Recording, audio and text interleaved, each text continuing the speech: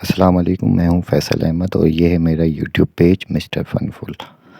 میرے چینل میں بیان، تلاوت قرآن اور انفارمیشن ویڈیو ہیں، لہٰذا آپ لوگوں سے گزارش ہے کہ چینل کو لائک، سبسکرائب اور ویڈیو کو شیئر ضرور کریں۔ شکریہ۔ کے بعد ہمارے لیے جو قبر ہے اس کو صرف ایک پہلو نہ سمجھ لینا، وہ گڑھا بھی ہے دوزخ کا لیکن وہ جنت کا باغ بھی ہے۔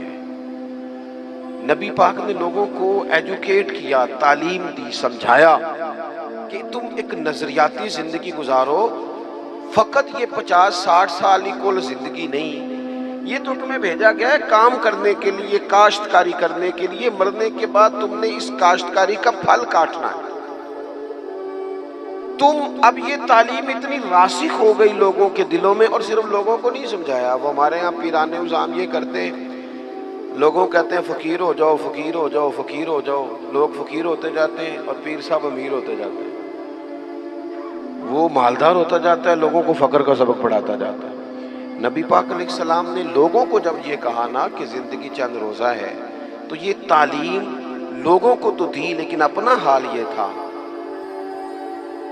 ایک وقت روٹی کھائی اور 3 وقت فاقہ کیا۔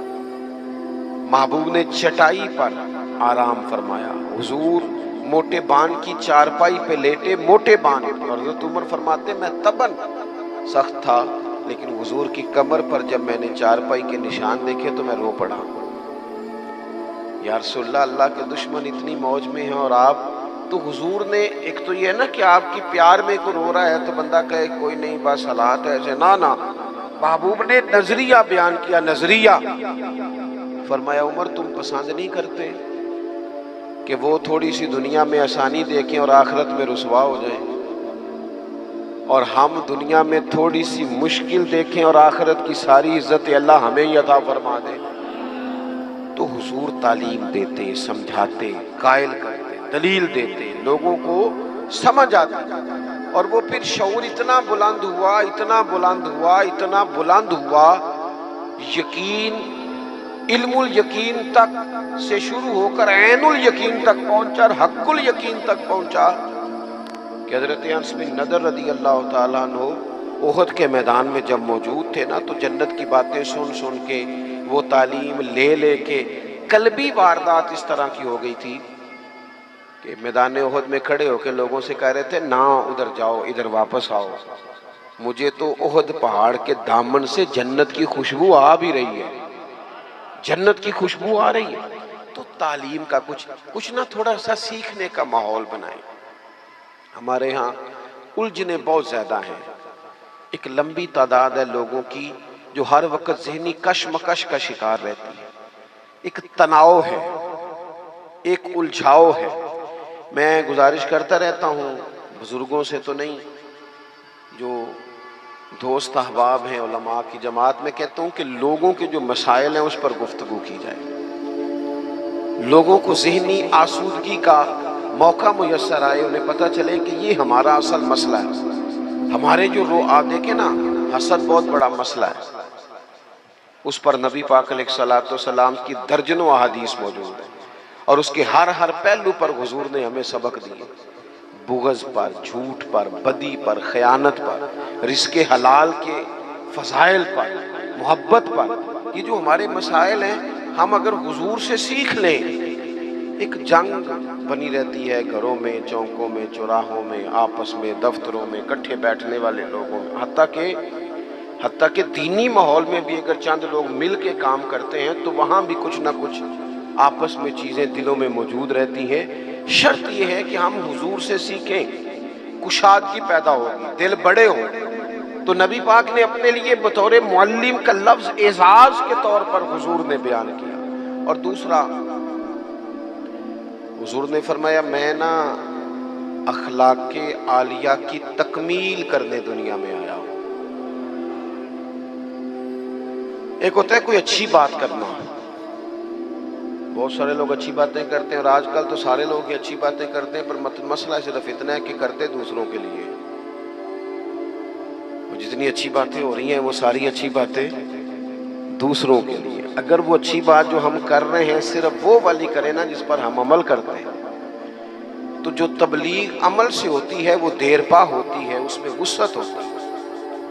اللہ کے پیارے رسول صلی اللہ تعالیٰ علیہ وسلم نے صرف اچھی بات نہیں کی، آپ توجہ کریں گے میری بات پر، حضور نے صرف ایسا نہیں کہ ایک اچھی بات محبوب نے کر دی، حضور نے وہ والی اچھی بات کی ہے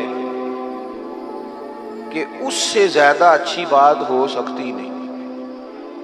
اعلیٰ حضرت کہتے ہیں سارے اچھوں سے اچھا سمجھیے جسے ہے اس اچھے سے اچھا ہمارا نبی۔ ایک ہوتا ہے روٹین میں کوئی خیر کی بات کرنا، اور ایک ایسی بات کر دینا کہ پھر گنجائش باقی نہ رہے۔ نبی کریم علیہ السلام نے وہ خیر کی باتیں کی ہیں کہ مزید پھر گنجائش ہے۔ یہ جو ہمارے یہاں مصیبت بن گئی ہے نا کہ ہم نے وہاں سے بھی سیکھنا ہے دانش، وہ ہمارے اسکولوں کالجوں کی دیواروں پر انگریزوں کے قول بھی لکھ دیے۔ تو میں کہتا ہوں کیا احادیث ساری یاد ہو گئی تھی بچوں کو؟ قرآن مجید کی آیات یاد ہو گئی تھی؟ اور کیا کوئی ایسی بات تھی جو حضور نے بیان نہ کی ہو، جو آپ کو ادھر ادھر جانا پڑا؟ اللہ کے پیارے رسول صلی اللہ تعالیٰ علیہ وسلم نے تکمیل کر دی اخلاق عالیہ، بلندی اخلاق جہاں تک جا سکتے تھے وہ ساری چیزیں حضور نے ہمیں دی ہیں۔ اخلاق کی کوئی ایسی بات نہیں جو رسول پاک صلی اللہ تعالیٰ علیہ وسلم نے ہمیں نہ بتائی ہو، اور وہ باتیں ہمیں یاد بھی ہیں۔ بس مسئلہ یہ ہے کہ تقریریں، میں آج کل یہ دیکھتا ہوں کہ آپ آ جائیں جی، آپ یہاں بھی بیان کر دیں، آپ تھوڑا وہاں بھی کر لیں، تھوڑا وہاں بھی کر لیں۔ تو میں یہ اکثر کہتا ہوں دوستوں سے کہ اگر تو تقریریں ہیں فقط کانوں کی لذت کے لیے، پھر تو سارا دن سنیں، اور اگر عمل کے لیے ہے نا تو پھر میرا خیال ہے 20 منٹ اگر کسی نے کوئی بات سن رکھی ہے تو عمل کے لیے کافی ہے، وہ عمل کے لیے کافی ہے۔ وہ بزرگ ایک مثال دیا کرتے تھے کہ ایک شخص نے کسی مولانا سے سن لیا تھا، بعض اوقات لوگ کھیتوں میں قضائے حاجت کے لیے جاتے تھے پیشاب کرنے، تو کہا سخت جگہ پہ پیشاب نہ کرو، وہ اس لیے کہ پیشاب کے چھینٹے پلٹ کر کپڑوں پہ نہ آئیں۔ تو اس بیچارے نے وہ مسئلہ سن لیا، وہ صرف نعرے والا نہیں تھا نا، عمل والا تھا۔ اس نے پھر نہ اپنی رومال میں ریت باندھ کے کندھے پہ رکھ لی، جہاں اسے قضائے حاجت کا موقع آتا وہ پہلے ریت رکھتا، اس میں وہ پیشاب کرتا تاکہ میرے کپڑوں کو۔ تو کسی نے کہا چل دوبارہ محفل میں جانا ہے، کوئی سننا ہے، تو کہنے لگا نا بھائی بس، وہ جو ایک مسئلہ سنا تھا اس کے لیے کندھے پہ ریت اٹھائے پھرتا ہوں۔ یہ ایک سادی بات ہے لیکن سمجھنے کے لیے ہے، اگرچہ آپ ہنسے پر سمجھنے کے لیے ہے نا، کہ جن کا عمل کرنے کا مزاج تھا وہ تو یہاں تک تھے، اور جن کا خیال یہ کہ اب دیکھیا ساڑی محفل ہوئی پھر راتی پھر آپ مزہ کیا ہے، او ہو کیا بھئی آپ نے اور میں نے یہی تو کام کیا ہے۔ نبی کریم نے بلند اخلاق سکھائے۔ ایک حدیث اگر میرے ملک میں نافذ ہو جائے نا، ایک، کتنی کہہ رہا ہوں؟ ہاں نہ نہیں کرتے آپ، ناراض ہیں؟ کتنی؟ ایک پہ عمل ہو جائے نا، ایک پہ بس، تو سارے مسئلے حل ہو جائیں۔ ایک بات، اور لمبی چوڑی نہیں، حضور کو جو اللہ نے جوامع الکلم عطا فرمائے ان میں سے ایک بات، اللہ کے پیارے رسول علیہ السلام نے فرمایا میرا مومن وہ ہے۔ اتنی بڑی بلند اخلاق کی بات ملے گی نہیں آپ کو۔ فرمایا میرا مومن وہ ہے جو اپنے لیے پسند کرتا ہے وہی اپنے بھائی کے لیے بھی پسند کرتا ہے۔ لو ختم ہو گئی بات۔ آج کے بعد زندگی میں یہ ایک بات طاری کر لو، ایک صرف، کہ جو اپنے لیے پسند کرنا ہے وہی اپنے، کوئی ملاوٹ ہوگی، کوئی آدمی غلط چیز بیچے گا، کوئی غلط چیز بنائے گا، کوئی خرابی پیدا ہوگی، کیوں کہ اس نے نا، میں دکان پہ ایک دفعہ کپڑے خریدنے کے لیے بیٹھا تھا تو ایک صاحب کہنے لگے پیر صاحب یہ لے لے آتے، میں بھی پایا ہے۔ میں کیا سارے نو یو دیا کر جڑا آپ پانا ہے۔ دیکھو نا یہ کیا بات ہوئی، آپ کو پہچان ہے نا کہ یہ کپڑا ٹھیک ہے، تو آپ باقیوں کو بخرید، آپ مارکیٹ سے لے کے ہی وہی آئیں بس، جو آپ سمجھتے ہیں کہ یہ لوگوں کے لیے۔